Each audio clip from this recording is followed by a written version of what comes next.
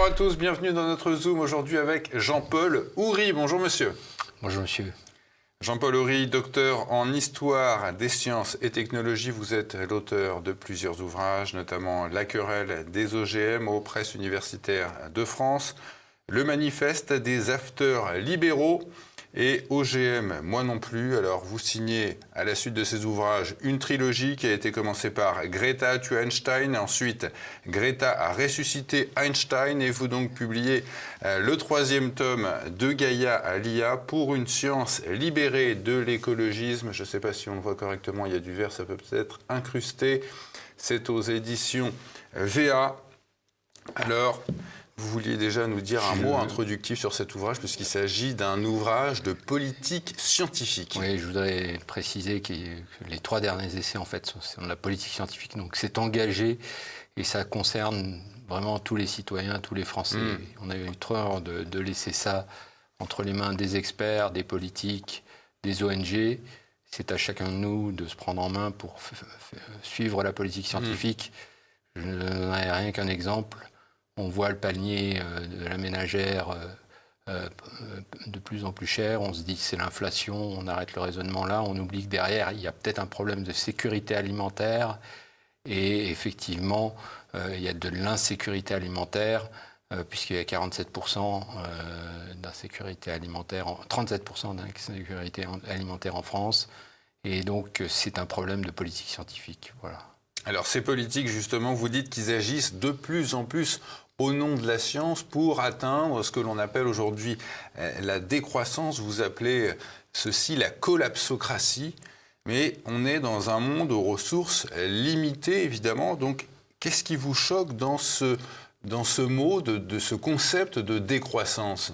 La collapsocratie, c'est un néologisme que j'ai inventé à partir de collapsologie. La collapsologie est une science autoproclamée de la décroissance, de l'effondrement, la science de l'effondrement, lancée par Pablo Servigne. Ça s'inscrit dans le courant malthusien du XVIIIe siècle, qui a revu le jour avec Marshall et Jevons à la fin du XIXe, puis dans les années 70 avec Paul Ehrlich, le Club de Rome, et puis Rachel Carson. Et donc tout ce courant aujourd'hui cherche à démontrer que l'effondrement est la suite de la civilisation des Lumières. Voilà, donc en s'appuyant sur une citation qui est, ou un motto qui est une croissance infinie dans un monde fini est impossible. Oui, alors qu'est-ce qu'il y a de choquant là-dedans ? Eh bien, cette citation paraît logique, mais elle ne l'est pas, puisqu'on est face à 2 inconnus. D'une part, l'imagination humaine est infinie, et d'autre part, les ressources dépendent de la capacité de l'imagination humaine. Non pas que nous soyons capables de créer des ressources, mais je vais vous donner un exemple. On a décrété le peak oil en 2007. Et puis, un ingénieur du Texas a découvert le moyen de récupérer du gaz de schiste. Et on a découvert des réserves de gaz de schiste. Voilà, donc... et d'autre part... Le peak oil, c'est, rappelons-le, le moment où on peut produire le plus de pétrole et passer ce moment-là, la production ne fera que décroître. Voilà, donc la découverte du gaz de schiste a fait reculer le peak oil, en quelque sorte. Ouais. Et c'est l'invention d'une technologie qui a... Donc, vous voyez, on a affaire à une inconnue, une double inconnue, c'est-à-dire non seulement l'imagination humaine, et d'autre part, les ressources, qu'il ne faut pas confondre avec les réserves, d'ailleurs. Mais il y a plus que ça. Il y a également le fait que... les politiques encouragent la décroissance. Vous avez des vendeurs de l'ADEME, par exemple, désormais, donc c'est ça que j'appelle la collapsocratie. Les politiques encouragent la décroissance. Vous avez aussi le ministre de l'économie, Éric Lombard, qui a déclaré récemment « les entreprises devront accepter d'être moins rentables ». Donc la question qui se pose, c'est par rapport à la collapsocratie, est-ce que c'est le travail des politique d'encourager à la décroissance, sachant que, comme on vient de le voir, une croissance infinie dans un monde fini est plutôt douteuse, et plutôt aléatoire en quelque sorte. Voilà. Alors, à côté de cette collapsocratie, vous dénoncez le début d'emprise d'une technologie utilisée dans le but d'asservissement des individus. Vous appelez ça l'algorithmocratie. Est-ce que vous pouvez nous dire où vous voyez aujourd'hui cette tentative d'asservissement des individus ? Alors, algorithmocratie, c'est comme collapsocratie, c'est un néologisme que j'ai forgé dans l'ouvrage précédent qui était Greta a ressuscité Einstein et qui visait à nommer ces régimes qui servent, ou ces politiques qui se servent des algorithmes pour essayer d'influencer les foules, de changer les opinions, etc. Donc, par exemple, vous avez une société... Vous ne conseillez pas sur le fait que les gens puissent faire leur propre idée, même en ayant une foule d'informations contradictoires ? Eh bien, par exemple... Ce qu'on nous appelle l'ingérence, aujourd'hui on dénonce l'ingérence russe aux États-Unis qui serait capable de dire aux pauvres Américains un peu perdus il faut que vous votiez pour Trump, sinon vous n'avez rien compris. Ça, c'est encore un autre problème, c'est de l'influence politique. Oui, mais dans la manipulation, quoi. Oui, il y a de la manipulation. Alors, on peut imaginer... donc, cette société d'économie a imaginé, par exemple, une carte bancaire qui vous indique votre consommation en termes de crédit carbone. Ça peut être juste informatif ou ça peut être limitant. Donc, c'est le début du permis carbone. En Chine, vous avez du soft power qui s'exprime sous la forme du crédit social qui s'appelle Sésame Crédit. Donc, vous avez dû entendre parler. Vous avez un certain nombre de points. Et puis, en fonction de vos actions, on vous retire des points. Si vous vous comportez mal, si vous votez mal... Mais qu'est-ce qui vous ferait croire que ce crédit social pourrait être implémenté en France ? Alors, on sait qu'il existe en Chine, certainement, et puis déjà aussi un peu à Bologne, hein, vous parlez du... Il y a des tests qui ont été faits à Bologne, je vois que vous avez lu. En France, en Europe, il pourrait très bien être implémenté, puisque l'Union européenne est en train de réfléchir à une espèce de passeport unique où toutes nos informations seraient reliées, quoi. Et puis on a déjà le DSA, comme vous le savez, le Digital Service Act, qui fait que l'Union européenne veut avoir un droit de regard sur ce qu'on raconte sur les réseaux sociaux, par exemple. Avec mise en place par Thierry Breton. Voilà, tout à fait, mise en place par Thierry Breton. Voilà. Mais d'ailleurs, est-ce que ça fonctionne comme il l'entendait, ce DSA ? Visiblement non, puisque... Qu'est-ce qu'ils attendent pour tous nous mettre sous les verrous, parce qu'on ne dirait pas ce qu'il faut ? Il y a eu quelques mésententes avec X et Facebook. Donc je pense qu'ils ne s'y attendaient pas. Et voilà. Alors vous dénoncez la nature de l'idéologie écologiste, vous dites qu'on est carrément en présence d'une religion avec ses prêtres et même son propre marketing.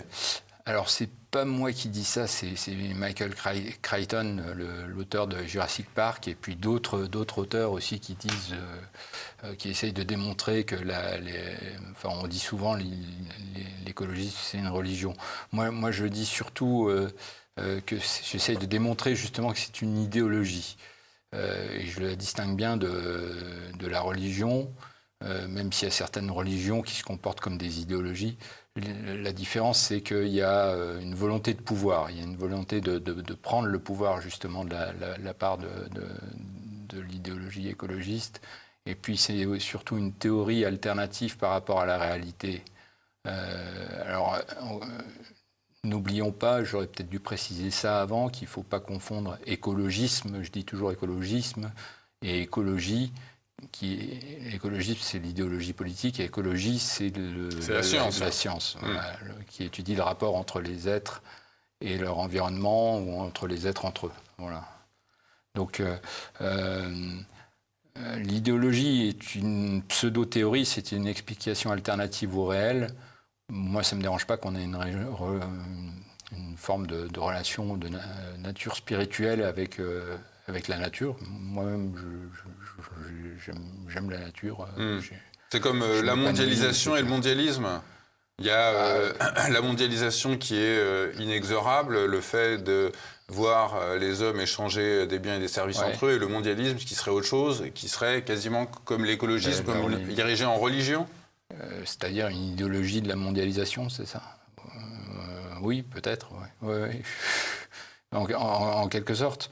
Mais si vous voulez, l'idéologie a besoin de s'opposer pour exister. Elle a besoin de se créer des ennemis, des adversaires. Et donc, pour moi, ma thèse, c'est que l'écologisme a voulu faire une OPA sur le concept de nature pour reprendre celui-ci à la science. La science que vous appelez la science prométhéenne. Exactement. Que vous opposez à cet écologisme. Exactement. Qu'est-ce que ça veut dire, la science prométhéenne, exactement? Alors, la science prométhéenne, je la définissais déjà dans Greta a tué Einstein, où je montrais comment l'écologisme avait fait tomber la science prométhéenne de son piédestal au travers de 4 tabous. Les 4 tabous suivants: il est interdit de modifier le vivant, il est interdit de fissionner l'atome, donc ça c'est pour le nucléaire. Il est interdit de diffuser des ondes, ça c'est les antennes relais. Et puis il est interdit de manipuler les molécules, ça c'est les pesticides, le Roundup, enfin tout ce que vous voulez. Donc c'est une des premières entreprises de l'écologisme, un changement de paradigme, de s'en prendre à la science prométhéenne. La science prométhéenne, c'est aussi, on peut la définir comme la science qui a recours à l'invention, à l'innovation pour changer la nature. L'invention, c'est la découverte, bien évidemment, suite à des recherches scientifiques ou pas, ça peut être dû au hasard. Et l'innovation, c'est la validation de cette invention par l'opinion publique, par le marché. Et donc, on peut la mesurer, cette science prométhéenne, en termes de croissance. C'est ce que, je vais vous donner quelques chiffres, c'est ce que fait Václav Smil, un auteur américain célèbre, dans un livre qui s'appelle Growth. Bon, il remarque que, par exemple, on est passé de 500 kg de blé par hectare au 19e siècle, fin 19e siècle, à aujourd'hui 6 tonnes de blé par hectare. Qu'on est passé de 2600 calories jour.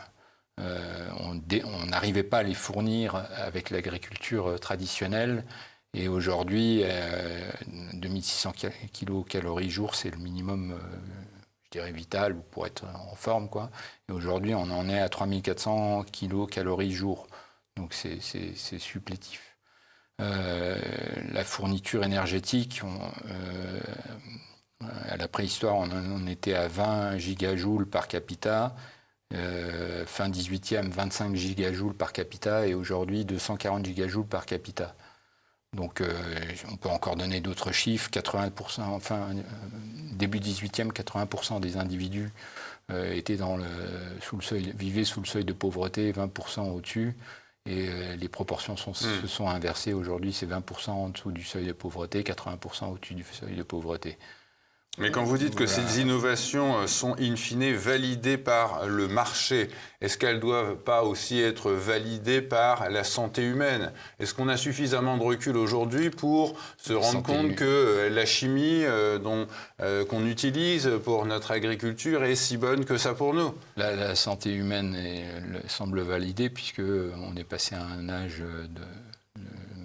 moyen de 71,4, ça c'était en 2015.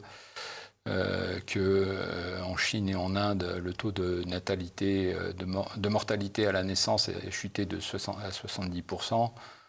Donc effectivement, on est de plus en plus nombreux. On est passé également, il nous a fallu 200 000 ans pour arriver à un premier milliard d'individus sur la planète, puis il a suffi de 120 ans supplémentaires pour arriver au deuxième milliard. Mais qu'est-ce que vous répondriez, monsieur, par exemple, à ceux qui nous disent que l'homme est 2 fois moins fertile, l'homme moderne, que dans les années 60? Est-ce que c'est pas dû à notre environnement? De la civilisation qui fait que plus l'homme accède à la civilisation, plus le taux de reproduction, le taux de remplacement, pardon, chute.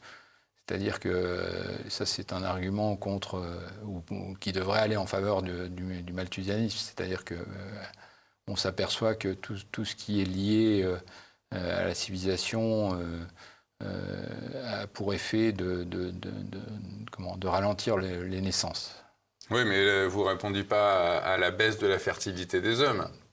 Je ne suis pas compétent sur le sujet. Bon, alors vous faites la promotion des OGM, par ailleurs, Jean-Paul Horry, ces organismes génétiquement modifiés. Qu'est-ce que vous répondez à ceux, comme les écologistes, qui dénoncent les apprentis sorciers, ceux qui, comme vous le disiez tout à l'heure, veulent modifier le vivant dans leur laboratoire?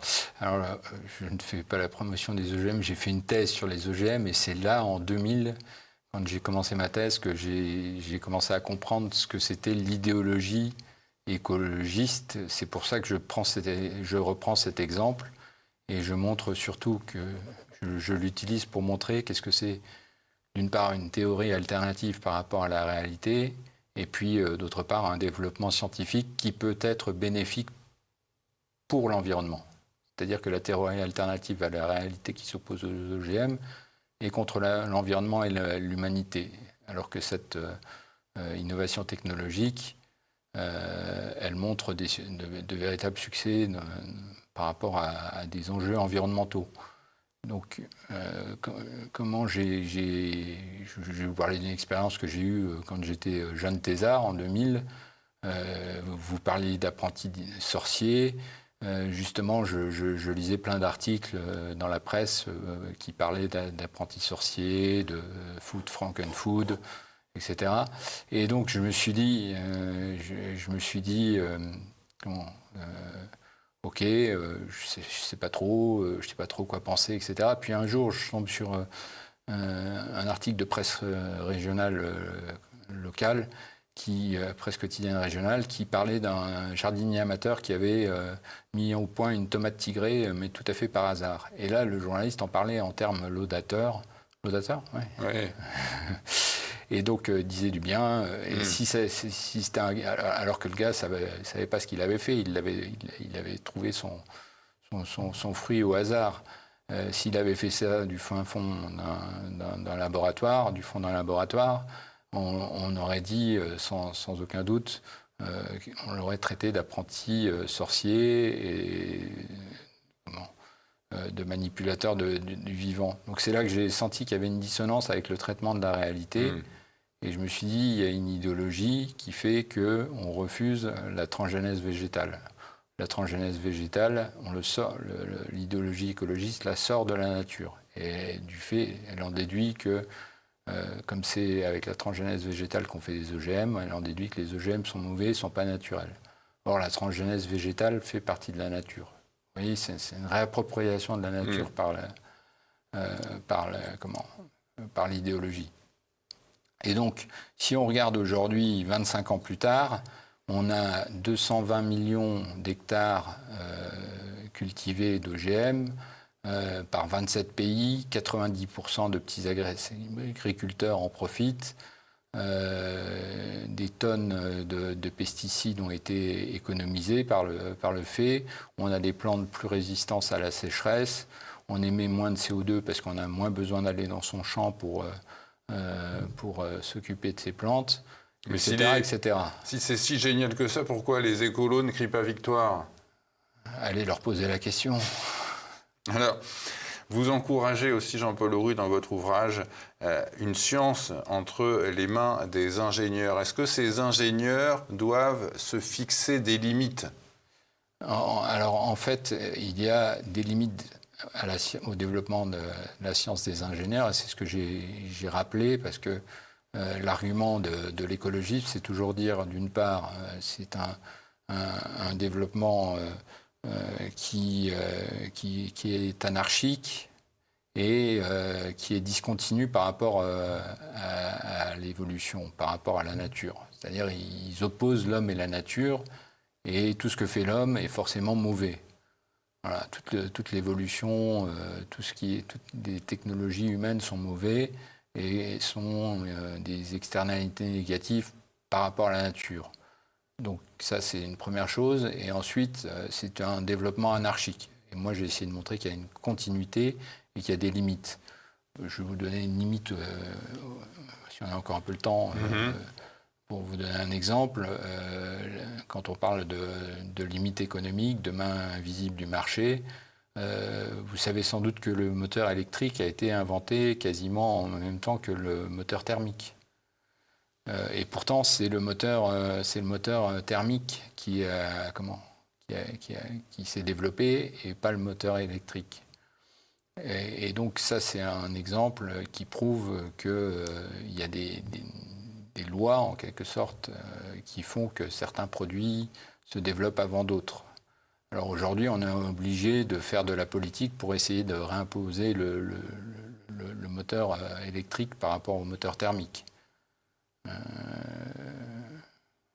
Voilà. D'accord. Alors, cette science, vous allez aussi dénoncer une science des apprentis dictateurs, donc on en parlait un petit peu tout à l'heure, qui veulent freiner l'activité humaine jusqu'à aller jusqu'à la décroissance. Est-ce qu'il faut contrôler, on en parle beaucoup depuis une vingtaine d'années, est-ce qu'il faut contrôler l'humanité aujourd'hui pour contrôler le climat ? Alors, c'est une question que je traite déjà dans l'ouvrage précédent. C'est le deuxième changement de paradigme de l'écologisme. La science des apprentis dictateurs, c'est récupérer la science pour instaurer des limites et non plus repousser les limites. Par exemple, on va faire un modèle, une modélisation pour dire que l'humanité doit vivre dans 19 mètres carrés plutôt que de réfléchir à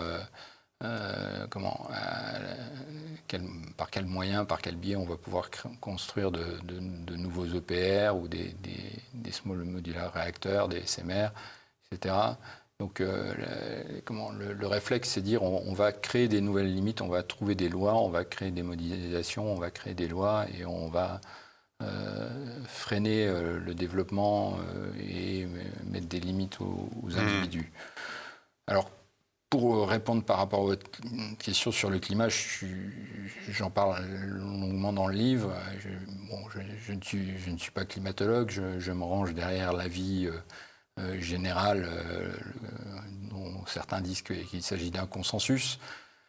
Toutefois, je suis épistémologue et je sais que le consensus n'est pas la première qualité qui fait une proposition scientifique. Ce qui fait une proposition scientifique, c'est la falsifiabilité.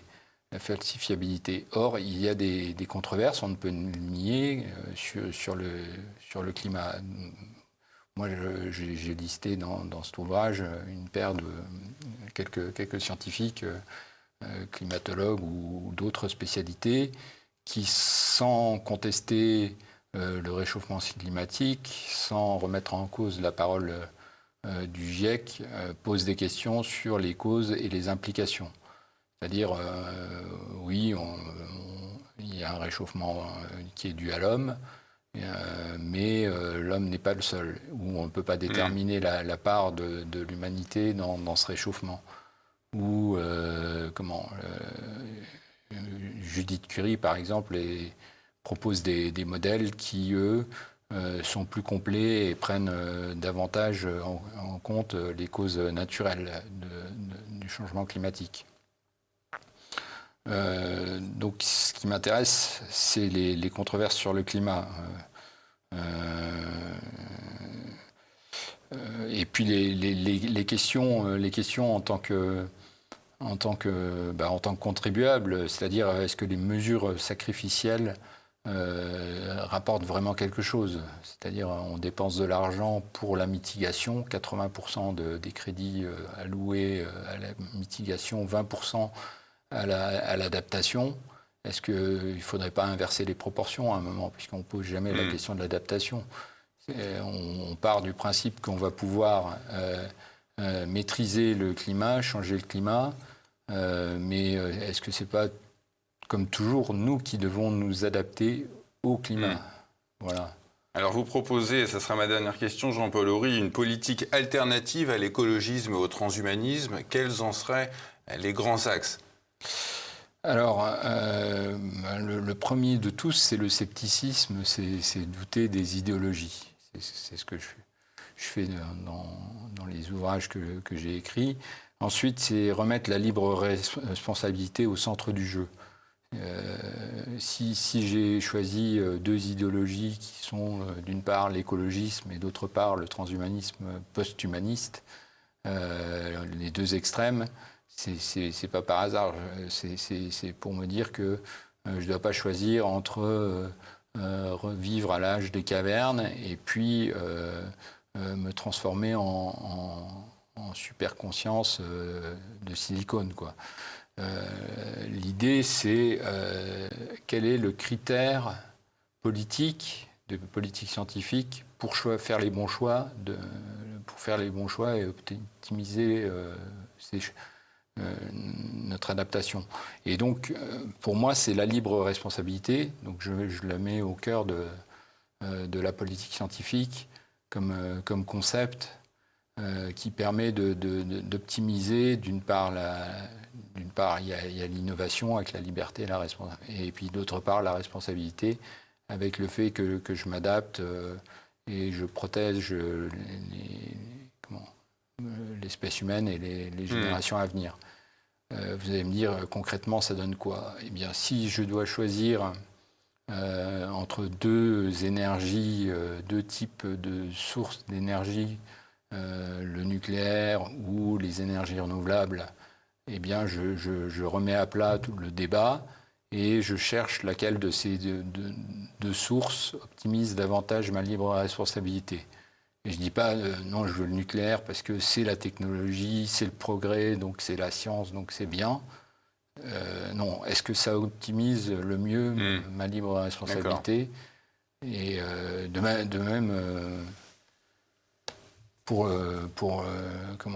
l'éolien, je me pose la même question, etc. Et voilà. D'accord. Mais il y a 10 principes. Donc, 10 principes développés dans votre ouvrage de Gaïa Alia pour une science libérée de l'écologisme. C'est sur la boutique en ligne de TV Liberté. Merci à vous, monsieur. Merci, monsieur.